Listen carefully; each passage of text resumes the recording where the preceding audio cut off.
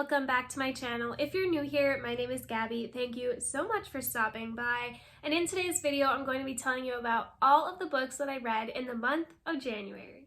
January was actually a really great reading month for me. I read a ton of books. I had a lot of good ratings for these books. I actually hosted a readathon called New Year New Reads Readathon, and that had 3 reading prompts. I was able to complete all 3. And then in my previous video, I did a wheel of TBR for the month of January. So on Instagram, I posted for some people to send me prompt ideas. I used all those prompts and entered them into a random wheel generator. And then I used the wheel generator to pick 5 prompts that I needed to read in the month of January. And I was able to complete all 5. So it was a really good reading month for me. I read a total of 11 books this month, and I'm gonna go and give you a little overview of like what genres I read and my ratings. So I read 1 manga, 1 graphic novel, 1 middle grade, 1 romance, 4 fantasy books, and I read 3 thrillers / mysteries. My 1 book I had no rating on, and I'll tell you a little bit about that later. I had 1 2-star, 1 3-star, 3 4-star, 5 5-stars. So it was a really good reading month for me. Now, without further ado, let's get into it. The first book that I have is the book that actually I didn't end up rating yet, and I will explain why. And that is WISHLIST by Nadine Brands. This one I actually ended up picking up to read for Jordan from Bookish Gems book club, Court of Fables, which is a fantasy-based book club. I had this one on Scribd on audio, and I was honestly rushing to finish it for the live show, and I felt like I read it way too fast, and I can't give a book a rating when I feel like I don't even know what happened because I've read it too quickly. So I counted it as I read this book, but I need to go back and reread it because I feel like I missed a lot. I tuned into their live show, and some of the things that they were saying, I was like, I must have missed that. So I didn't actually end up rating this one because I feel like I cannot rate this book until I really have read it and understand it. I was liking it, like, for what I could understand. I don't think it was a bad book. It did take me a little bit to get into. It was a little slower. This one follows our main character, Mirth, who actually was born with a talent, and her talent is to, when she cries, her tears can form wishes. Her grandmother, or her Oma, starts to use her for these wishes. She kind of told her, like, you can't be in control of your talent. She bottles up all of her tears and starts selling them. Mirth gets really upset, something happens, and she is wondering how she can fix this talent and how she can break her curse, kind of. This one was very interesting. It did take a little bit to get into, but you're learning the characters, you're kind of building that background knowledge. And I liked that the audio had a girl and a guy version of it, but I really need to go back and reread this one because, like they were talking in the live show, it seemed like everybody really thoroughly enjoyed it, and I was enjoying it from what I remember, but like I read it too fast. I don't know, so I need to go back and reread this one.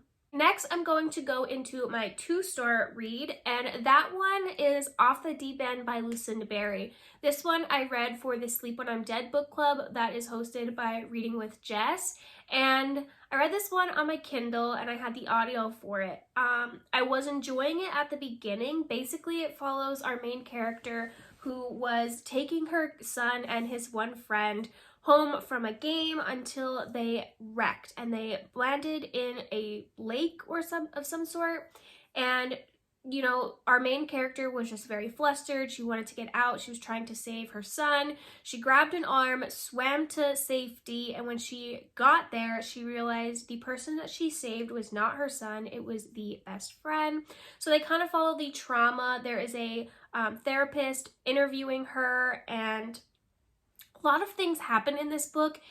It had me hooked at the beginning, but there were some elements that I just really did not enjoy. There is a trigger warning. There is a school shooting in this book, and being a teacher and living in the world that we are in now, it was very hard for me to read.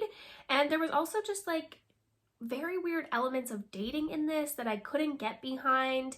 I don't know, the end just was not what I wanted it to be, and I wasn't what I was expecting at all. So I ended up rating that one a 2-star, which bummed me out because that was my first Lucinda Berry book, and I've heard wonderful things about her. I just feel like that one probably should have been the first one I started with. That was also just released January 10th of this year, I believe. So it was a new release. But yeah, I ended up rating that one a 2-star. My 3-star book was actually the one graphic novel I read this month, and that was The Secret Garden by Maria Marsden. This one, I have never actually read the original Secret Garden, so maybe I should have done that before this because I didn't really understand what this one was about. I also know a lot of people who have read The Secret Garden don't really enjoy the graphic novel and how they kind of told the story in this. I really did like the illustrations. I liked what I read. I thought it was cute, but there were some points of it that I think, having not read the original one, I was a little confused on. So I ended up rating that a 3-star. I think I could have went with a 2, but it was a graphic novel and it was a very quick read, so I just went with a 3. Going into our 4-star reads, I have The Final Gambit by Jennifer Lynn Barnes. This is the 3rd book in the Inheritance Games series. I rated this one a 4 and I loved it. The overall series I think I would rate as a 5, honestly. I love the games that you play, the mysteries, the characters, the brothers in this. I just really like it. I thought the first one I was really intrigued by. The Hawthorne Legacy was the 2nd book, and that one really got me hooked. That one was so good. I rated that one a 5. But this one I ended up giving a 4 because I feel like some of the characters could have had a better ending, but it still was so good. I read this one for the New Year, New Reads Readathon for Read a Book You Didn't Get to in the year of 2022, and y'all, it did not disappoint. If you like playing the game of Clue, if you like Hot Brothers, if you like riddles and tales and little games or chess, I think you will really, really enjoy this series because it was a ride and I really, really enjoyed it. The next 4-star read I actually also read for the New Year, New Reads Readathon, and that is The Winter People by Jennifer McMahon.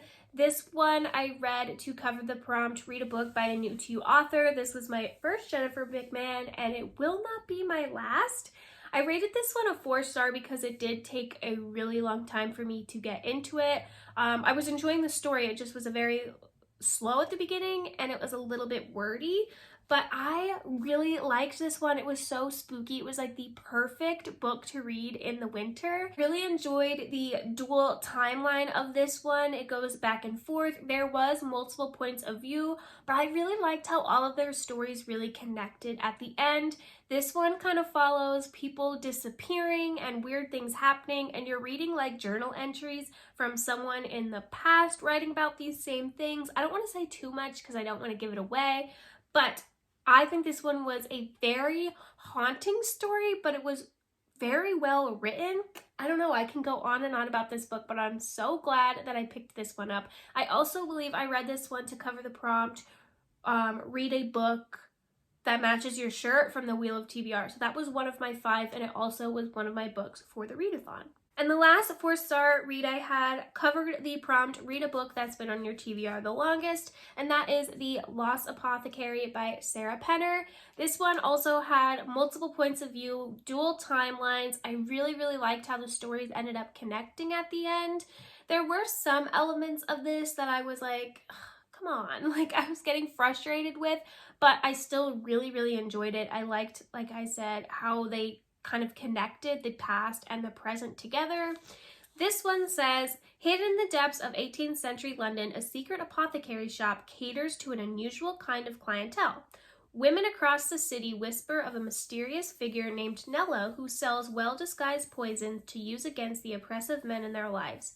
Nella's dark world is no place for her newest patron, a precocious 12-year-old girl named Eliza Fanning, but their unexpected bond sparks a string of consequences that echoes through the centuries. 200 years later, aspiring historian Caroline discovers an aged apothecary vial in the River Thames. As she is newly grappling with the searing betrayal of her husband's infidelity, a curious research project is exactly the distraction Caroline needs. But when she discovers a link between the vial and London's long unsolved apothecary murders, Caroline's upended present soon collides with an explosive history, binding her fate to Nella's and Eliza's in a stunning twist that transcends the barrier of time. This one, like I said, so good. Next up, I have our 5-star reads. The first one I'm going to talk about is Legends and Lattes by Travis Baldree. I listened to this one on Scribd as well as read it physically, and I loved this book. I seriously adored it. 5 out of 5 bits, hands down. This one follows our main character, Viv, who is an orc, and she finally just wants to put the sword down. She wants to be done with battling, and she wants to open up her own coffee shop. However, nobody has ever even heard what coffee is or have tasted it. So she kind of opens up this really cute coffee shop. She worked so hard to put it together, and someone comes along to kind of destroy it. She meets some amazing friends along the way though, and the little baker in this story, guys, I freaking love him. He is so cute. This book is just cute. The relationships and friendships that are in it, and I really enjoyed this one, and I highly suggest you pick it up. If you like fantasy, I think you'd like this, and if you like cozy books, you would like this, because it is said to be like a cozy fantasy, and I saw it exactly like that. Next, I have Witch Hat Atelier Volume 1. This is my first manga ever, and I loved it. I recently just picked up Volume 2 because I need to continue on in this series. This one follows our main character, Coco, who has literally always been obsessed with magic and witches and really wants to learn how to be one, but she's never seen the secret of how witches make things happen until one day. And what she ends up doing is like going to be in this apprentice with this witch that she meets to learn how to be a witch and control magic. And I think this one is really cute. Something happens at the end of this one that I needed to pick up Volume 2 right away to see like what's gonna happen next. But I love our main character, Coco. I love the Atelier, and I really enjoyed this manga series so far. This book was one that I would not be surprised about, and that is Harry Potter and the Prisoner of Azkaban. I've already read this book. I've read this series multiple times, but I was rereading this one for Kendall from Bookphoria's read-along for Harry Potter. We're actually on the 4th book in the series, but I fell a little bit behind, and I just reread the 3rd book. So I've really been enjoying getting back into that like Hogwarts fantasy world, and I love reading Harry Potter and putting on Harry Potter ambiance on YouTube and just like feeling like you are in Hogwarts or Hogsmeade or Diagon Alley, literally wherever. The common room. I can be wherever I want to be with an ambiance on YouTube. Next up, I have Dead Voices by Catherine Arden. This is the 2nd book in the middle grade Small Spaces series. The first book was very weird. It like brought scarecrows to life and it was super spooky that way. This one deals with ghosts, but this one follows our main characters, Ollie, Coco, and Brian, who are really excited to go to this new ski resort and test it out before other people. But when they get there, there's a really bad snowstorm that they can't go skiing in because the winds are so bad, the snow is so bad. So they're kind of stuck inside playing board games and trying to like entertain themselves and stay warm by the fire. Randomly, this guy shows up and he is a ghost hunter. So they're like, this might be exciting. Let's go ghost hunting in this resort because weird things were already happening. But the ghost hunter leads them to find some very creepy things. One person transports back in another dimension, kind of. There's Ouija boards that are involved. This one was just very spooky. It's also set in winter, so I would suggest kind of picking it up. Honestly, pick it up whenever, but I think it enhanced my reading experience of this one, reading it in the winter. And lastly, we have the book that I recently just finished and adored, and that is Before I Do by Sophie Cousins. This one follows our main character, Audrey, and she is about to get married to her fiance, Josh. Josh's sister shows up at the wedding with Fred, a guy who Audrey used to be in love with. She was infatuated with him. She thought he was her soulmate, but they only knew each other for like a day. So she takes this as like, should I be marrying Josh, or am I supposed to be marrying Fred? Is this a sign? Really bad, unfortunate things start happening on our wedding day. She's like, this is a bad omen. Am I not supposed to be marrying Josh? So she's kind of going through which man is right for her. I really, really liked this one. I loved that there was like that dual timeline. You get to know each of the characters and their backstory, but this one was so sweet and I really, really enjoyed the ending. I think Audrey made the perfect choice. There you have it. Those are all the 11 books that I read in the month of January. Like I said, I had such a good reading month. I have high hopes for February. I honestly have high hopes for the entire year, but I am really excited to get into my romance reads for the month of February. If you enjoyed this video, make sure to press the like button, subscribe if you'd like to see more from me, and like always, until next time, friends, bye!